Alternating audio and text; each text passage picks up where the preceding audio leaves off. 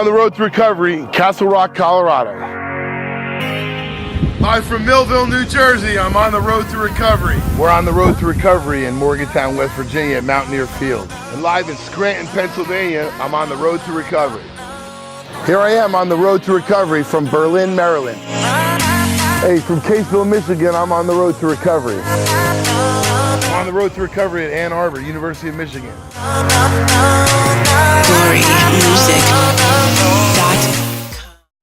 Hey, we're on the road to recovery in Newcastle, Pennsylvania, and I was so grateful to finally lasso my good friend, Matt Russick, down to share his story. He is really on the ground level, on the front lines of this addiction pandemic in the hospitals of Western Pennsylvania, helping people who overdose realize that recovery is possible and that they can achieve it. He helps them begin that journey. What a journey he's had to get to today, and he's helping other people find their journey. On the road to recovery in Newcastle, Pennsylvania, this is Matt Russick. Hi, my name is Matt Russick. I'm from Newcastle, Pennsylvania. My addiction began when I was a young kid, 12, 13 years old, running with the older crowd. Started with the gradual marijuana use and alcohol. It led to down the roads with school, getting in trouble with school, getting kicked out or getting pushed out of class because I smelled like weed. In my life, I was, raised with a judge in the household. My mom and dad got divorced at an early age. A lot of people seen, what I was becoming, even the police in my local area, because they would pull me over multiple times and they would know that we were out smoking weed and drinking. And because of who my stepdad was, they let me go.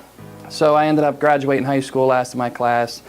And I'll always remember this day because of what happened. Me and my buddies were at some basketball courts and we were playing, and one of them pulled out a script of Percocet.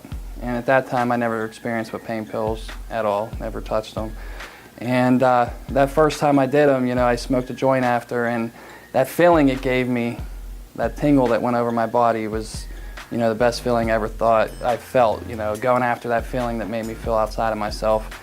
And, we played basketball that day, and I thought I was like Michael Jordan on the basketball court, jumping higher, running faster.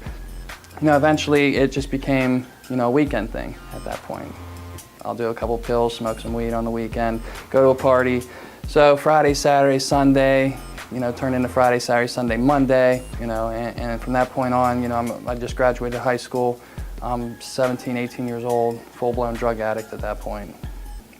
Calling my dad, because my mom and dad were separated and saying, I need $20 for gas or $30 for gas. Calling my mom saying the same exact things, having $60 in my hand, and then, putting 3 in the gas tank, getting a couple single cigarettes and getting high.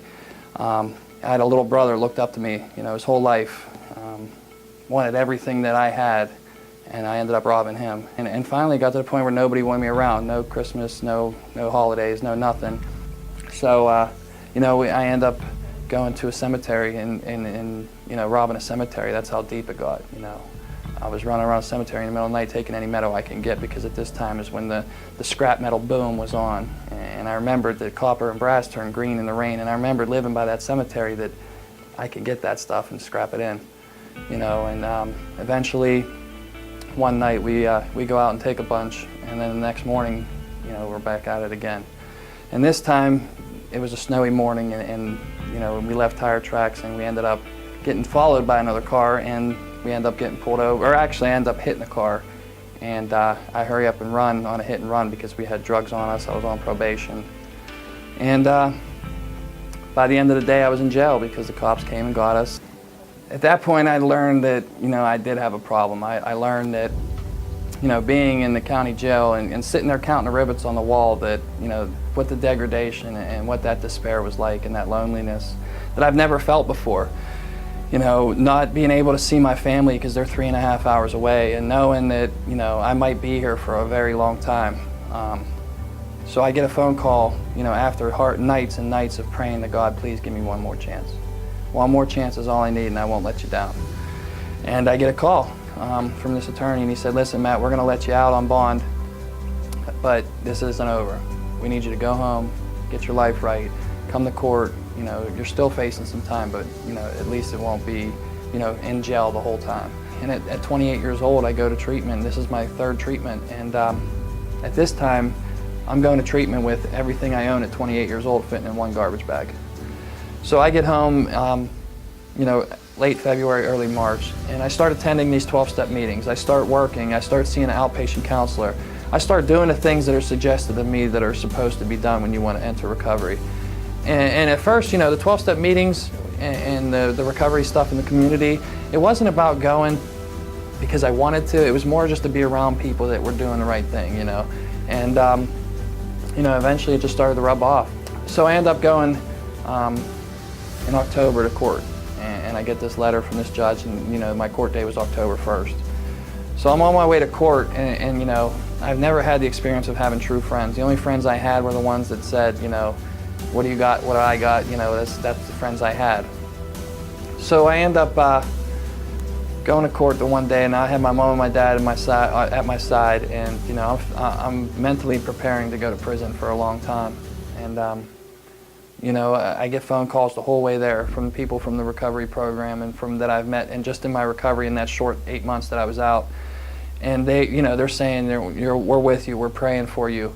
I met a fantastic girl while I was, entering in recovery, and I'm still with her to this day, and she was supporting me. I mean, I had all the support I needed from my family and friends. And I finally go in front of this judge, and he has me stand up, and he said, I'm going to sentence you now. And as he was reading all these letters that these people from the meeting that barely knew me wrote about me, from my judge, or from my counselor, from the pizza delivery guy, my boss, all these guys wrote me letters to vouch that this is a changed man, he's doing the right thing. The judge reads them all, and he looks at me and he said, all right, I'm going to sentence you to 4.5 years. And my heart dropped. I was like, man, 4.5, that's still a long time. But he took this breath, and in between his next words, and that breath seemed like it took forever. And he said, but I'm going to suspend that sentence and give you a second chance. And from that point on, I haven't looked back. Within a couple weeks, I was already speaking at schools to students in our local community. And to have them kids come up to me and say, we have a brother that does this, or my mom does this. And just so they had somewhere to go to release these emotions and have somebody to talk to, I knew that was my calling. But all in all, to look back on my addiction, I'm grateful for my addiction. It got me to where I'm at today. It got me to be the person I am and to work in the community that I actually went through the recovery process and go to the meetings that I went to and know the people I know and connect those people with people that are in the hospital that are coming out of an overdose is more powerful than anything that I've ever done. To do things like this, to put my story out there, I feel like that's what I was born to do. I'm not afraid to go out and advocate for addiction. I'm proud of who I am. I'm proud to be an addict. I'm proud of the recovery that I have. And I'm not saying recovery is, all sunshine and rainbows either. There's down days, I make mistakes, but it's on how you pick yourself up after those mistakes, I don't beat myself up over things. Yeah, I make bad decisions, but my actions on after those decisions are what makes me a man and gives me integrity to this day. I appreciate you letting me come in and share my story. Some stories might be different than others, but we all end up in the same spot, and that's, in recovery and living life. Sharing stories of hope, this is my journey as I share the journey of other people with you. I'm Michael DeLeon, and we'll see you on the next episode of On the Road to Recovery.